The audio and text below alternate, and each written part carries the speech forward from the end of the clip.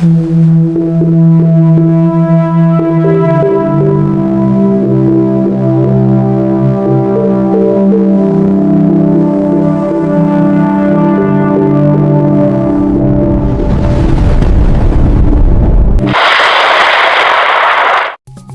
araw po sa inyong lahat. Narito na po ang pinakalitis nating update sa bagyo na ating minomonitor sa labas ng ating Philippine Area of Responsibility ngayong araw ng Friday, April 17, 2026.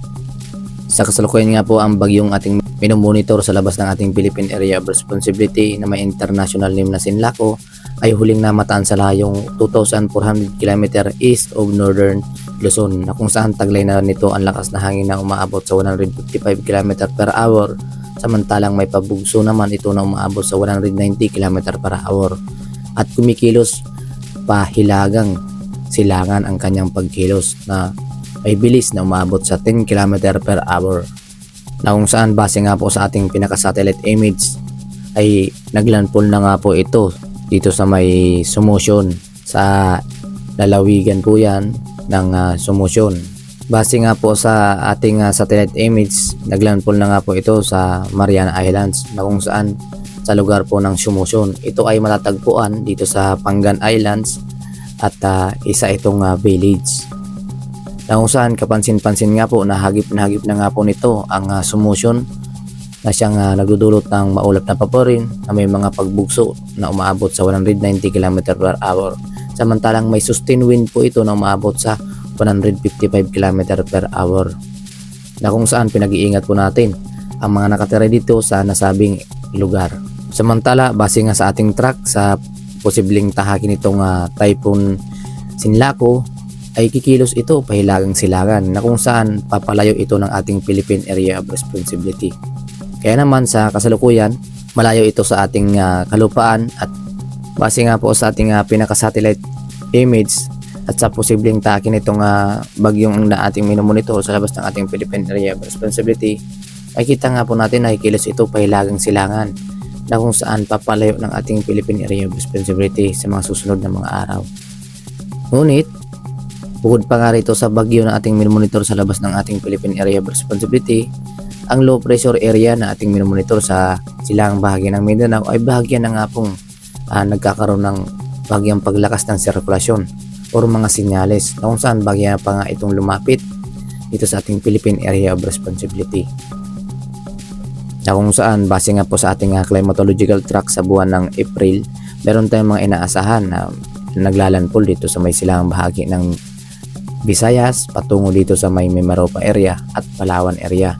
Kaya naman maging alerto lang po tayo at maging updated sa mga bagong ulat na aming ilalabas, pang sa gayon makapaghanda po tayo sa mga posibleng epekto nito sa ating bansa, na kung saan kapansin-pansin nga po ang lawak ng mga thunderstorm dito sa may silang bahagi ng ating bansa, dulot na rin ng bagyo at ng low pressure area, na kung saan mayroon din tayong mga cloud cluster na siyang namumuo, na dulot naman yan ng hanging easterlies. So may mga weather system po tayo na siyang nakaka-apekto dito sa may labas ng ating Philippine Area of Responsibility. Kaya naman maging alerto lang po tayo at maging updated sa mga bagong ulat na aming ilalabas. At para maging updated po kayo sa mga bagong ulat na aming ilalabas, paki-like and subscribe po para ma-notify po kayo sa mga bagong ulat na aming ilalabas. At upang malaman po ninyo ang mga latest na lagay ng ating panahon. At para naman sa magiging lagay ng panahon dito sa Luzon, dahil pa nga rin po sa epekto nitong ridge of high pressure area, inaasahan po natin makakaranas pa rin ng maaliwalas na panahon at mababaan tsansa ng mga pag-ulan. Dito po yan sa area ng Batanes, Apayao, Ilocos Norte, Kalinga, Abra, Isabela. Samantala dito naman sa may Benguet or Baguio, inaasahan po natin makakaranas ng bagyang maulap na paporin, sinasamahan ng mga localized thunderstorm. Kaya naman maging alerto pa rin po ang ating mga kababayan, lalong-lalo na dito sa may area ng Baguio. Samantala sa manlalabit pang bahagi ng Luzon ay inaasahan po natin makakaranas pa rin ng improving weather dito sa area ng Aurora, Nueva Ecija, Pangasinan, Zambales, Tarlac, including Pampanga, Bulacan, Cavite, Metro Manila, Batangas, Quezon, Camarines Norte, Camarines Sur, Albay, Catanduanes, Sorsogon, Masbate, ay inaasahan po natin makakaranas ng maliwalas na panahon or mataas ang temperatura na ating inaasahan ngayong araw, including may Mimaropa.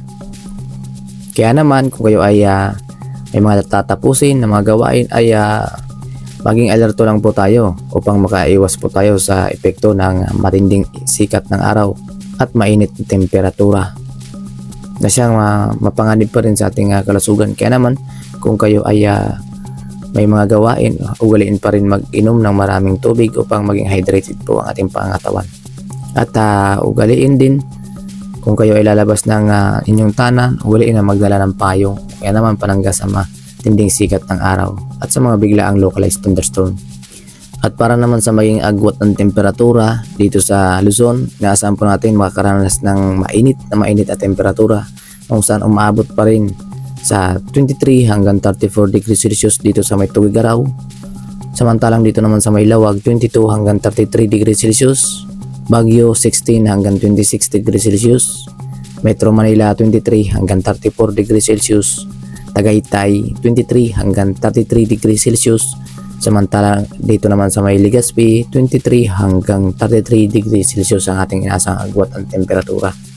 Na kung saan inaasahan po natin ang mainit na temperatura sa kasalukuyan ngayong umaga at hanggang mamayang hapon ay inaasahan po natin na mapanganib sa ating kalusugan kung tayo ay may mga activities sa matinding sikat ng araw. Kaya naman ugaliin po tayong uminom ng maraming tubig at maging hydrated po ang ating pangatawan. Para naman sa magiging lagay ng panahon dito sa may Palawan, Visayas at Mindanao ay inaasahan po natin makakaranas ng maliwalas na panahon at mababa ang tsansa ng mga pag-ulan dito sa may Palawan area, na kung saan may inaasahan po tayong agwat ng temperatura na umabot sa 26 hanggang 34 degrees Celsius. Dito po yan sa may Puerto Princesa. Samantalang dito naman sa may Calayan Islands ay may inaasahan po tayong agwat ng temperatura na umabot sa 27 hanggang 32 degrees Celsius ang ating inaasang agwat ng temperatura.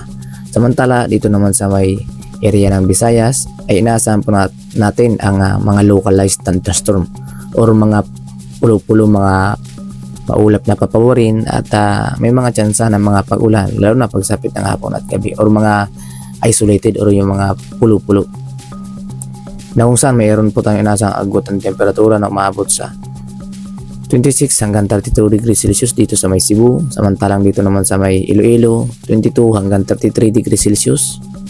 Tacloban, 25 hanggang 33 degrees Celsius ang ating inasang agwat ng temperatura. At para naman sa maging lagay ng panahon dito sa may Mindanao, inaasahan po natin makakaranas maliwalas na panahon sa umaga na may tsansa pa rin ng mga localized thunderstorm lalong-lalo na pagsapit ng hapon at gabi. Dulot po yan ng mga localized thunderstorm na galing dito sa may silangang bahagi ng Mindanao na epekto na rin ng low pressure area nating minomonitor sa may silangang bahagi ng Mindanao. Samantala, at para naman sa magiging agwat ng temperatura, meron po tayong inaasahan na agwat ng temperatura na umabot sa 25 hanggang 34 degrees Celsius. Dito po yan sa may area ng Davao Region. Samantalang dito naman sa may Cagayan de Oro, 24 hanggang 32 degrees Celsius ang ating inaasang agwat ng temperatura. Samantala dito naman sa may Zamboanga Peninsula, 25 hanggang 32 degrees Celsius.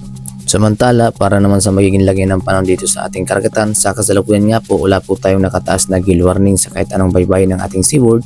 Ngunit iba yung pag-iingat po ang ating pinapabatid sa ating mga kababayan dahil po sa epekto na ng bagyo na ating minomonitor sa labas ng ating Philippine Area of Responsibility ang siyang nagpapataas ng alon lalong-lalo na dito sa may silang bahagi ng ating bansa, na kung saan kapansin-pansin nga po sa pinaka-satellite image po natin ang siyang mga pagtaas na ng alon or moderate to rough sea condition na mapanganib pa rin sa ating mga kababayan na may mga maliliit na sakyang pandagat, na kung saan mayroon po tayong inaasahan ng mga pagtaas ng alon na umabot sa 2.8 metro ang taas ng mga pag-alon na siyang mapanganib sa ating mga kababayan na mangingisda o kaya naman sa mga pumapalaot. Kaya maging alerto at mag-iingat po tayo dahil sa pagtaas po ng alon na siyang nakakaabot na nga po ito dito sa may dalampasigan ng ating karagatan or dito sa area ng mga baybayin ay posible na nga rin makaranas ng pagtaas ng mga alon,